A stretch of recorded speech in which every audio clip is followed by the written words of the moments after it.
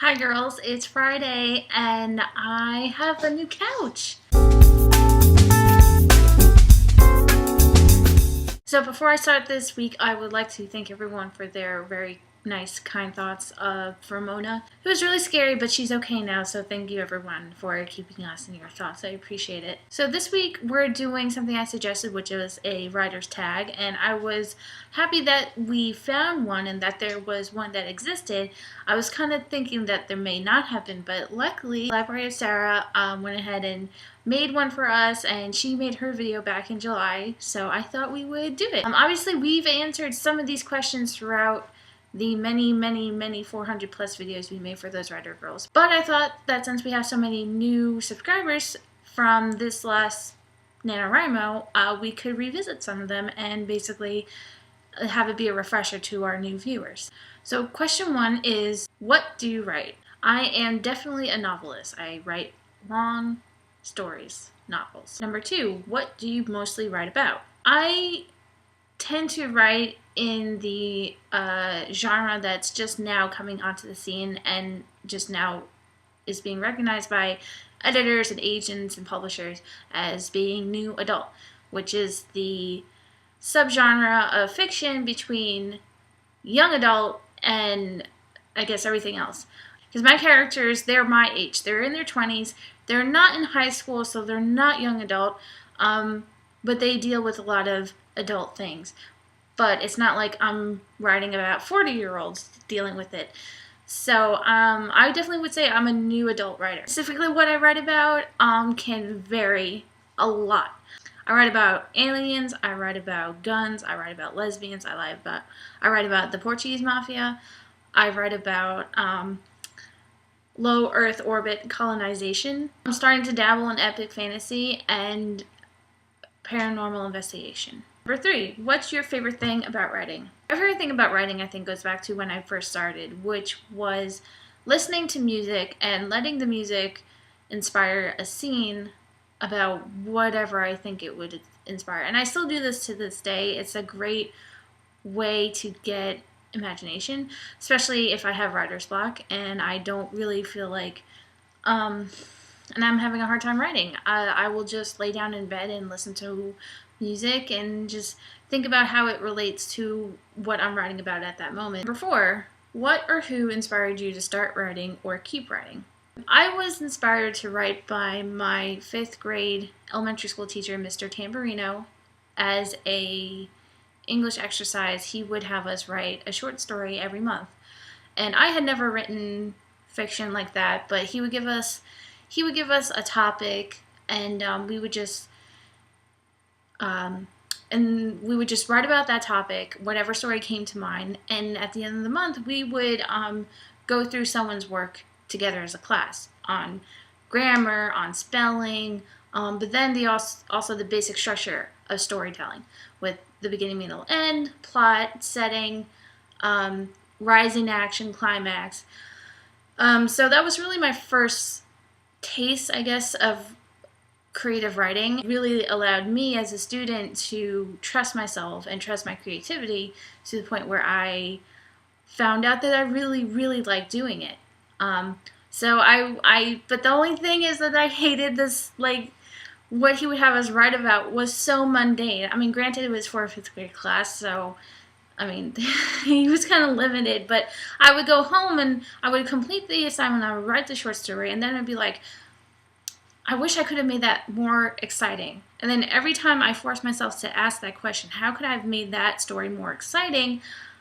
I would actually go in and just write what I would really want to write. Number five, who's your favorite character that you made up? My favorite character, you guys probably already know, is Evangeline. I'm sure the girls are very sick of me talking about this person, but she is my favorite character.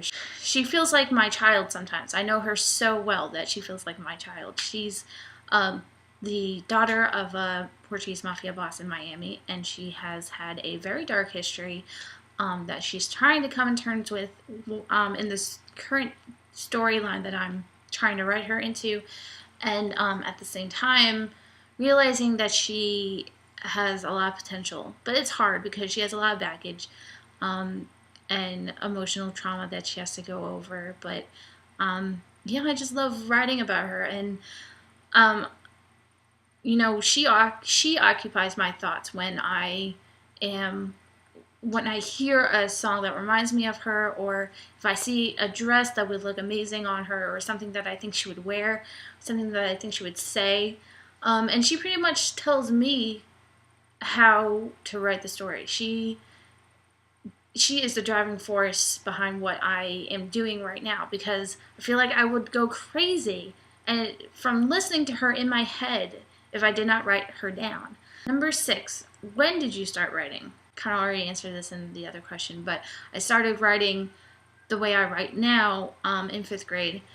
And it had progressed to those weird stories that I was just testing my writing in 5th grade, and it progressed to fan fiction, mostly Harry Potter, as I'm sure everyone else at some point transitioned through. Number 7, what was the first story you wrote? Basically, it was the Alien Princess, and it was a guy who could transform, another alien who could transform into animals.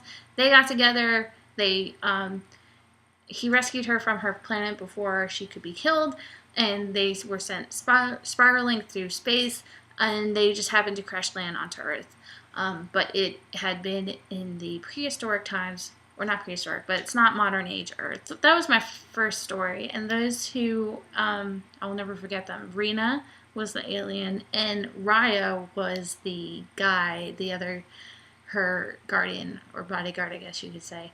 Rena and Raya. And yeah, it was one of the first stories that I became obsessed about writing, and I still have the notebook that I wrote it in. I was so proud of it, and I kept track of all the weird names, and that I wrote in 6th grade. Number 8, what is your favorite story you wrote?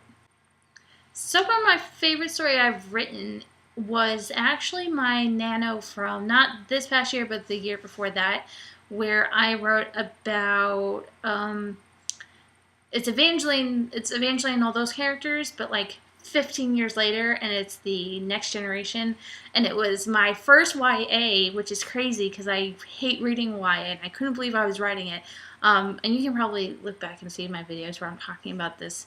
But Julie's read it. She really liked it. It was a lot of fun to write. And then I got to bring in Evangeline, like 15 years older, and you know, I got to think about, you know, what her life is like in the future, and it was just fun. It was a fun little story. Number 9, do you have a writing schedule? I'd like to say I write when I feel like it, but what I'm noticing is that I write at night a lot lately. Like in the past year, I've been writing at night, and I think it has something to do with working at Starbucks. I'm usually there in the morning. I get up by 11, I'm super sleepy, so I come home, I take a nap, and then I'm wide awake. And I guess that's just the right time for me to start writing, and that's when I've been writing. So I want to say it's when I feel like it, but when I feel like it is usually at night. So I guess I do have a writing schedule. And number 10, do you want to be published? Yes, I do want to be published. If nothing then but for someone to someday come up to me and be like, oh my gosh, I just love X, Y, and Z about, you know, this story, and you know, or the opposite, like I hated when you wrote about this, and I hated when you killed off this person, like, because I know those people. I am those people. Like, I am that person who feels strongly about the books that I've read, and if I could have the opportunity to confront the authors, I would.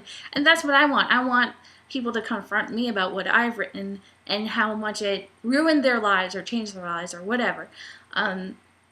Yeah, I just think that would be cool. I like that connection. I love that connection.